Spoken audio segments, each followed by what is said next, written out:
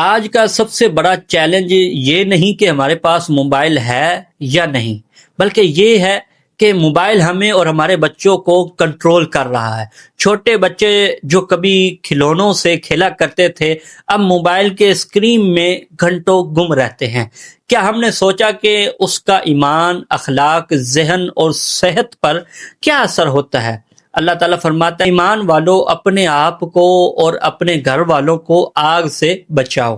یعنی ماں باپ پر ذمہ داری ہے کہ وہ اپنے بچوں کی تربیت کریں اور انہیں ایسے کاموں سے بچائیں جو گناہ یا غفلت میں ڈال دیں۔ نبی پاک صلی اللہ علیہ وسلم نے ارشاد فرمایا، تم میں سے ہر شخص نگران ہے اور اپنی رعایت کے بارے میں جواب دہ ہے۔ یعنی والدین اپنے بچوں کے ایمان، وقت اور تربیت کے ذمہ دار ہیں۔ موبائل کے نقصانات بچوں پر کیا ہوتے ہیں وہ جانتے ہیں۔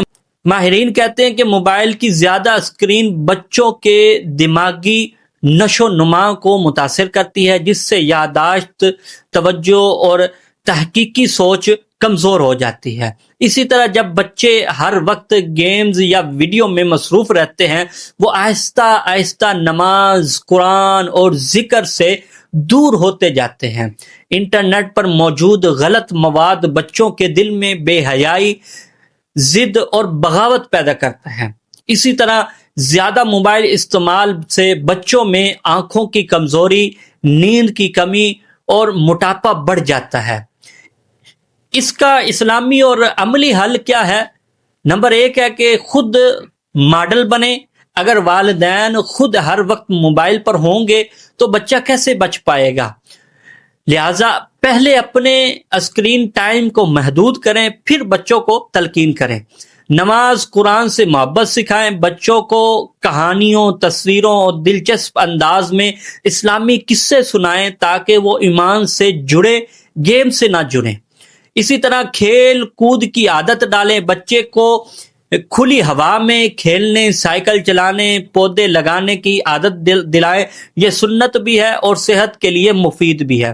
موبائل کے وقت کی حد مقرر کریں، دن میں صرف مخصوص وقت دیں جیسے 30 منٹ، اور وہ بھی صرف تعلیمی یا مفید ویڈیوز کے لیے یہ وقت دیں۔ فیملی وقت لازمی بنائیں، رات کے کھانے یا چائے کے وقت سب موبائل دور رکھیں، بات چیت کریں، مسکرائیں اور ایک دوسرے کے قریب ہوں، ایک دوسرے کو پیار دیں۔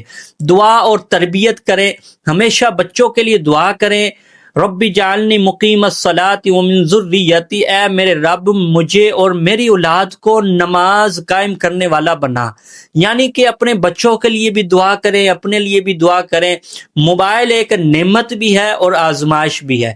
اگر ہم نے اپنے بچوں کو اس کے غلط استعمال سے نہ بچایا تو ہم ان کی زندگی اور آخرت دونوں کو خطرے میں ڈال دیں گے۔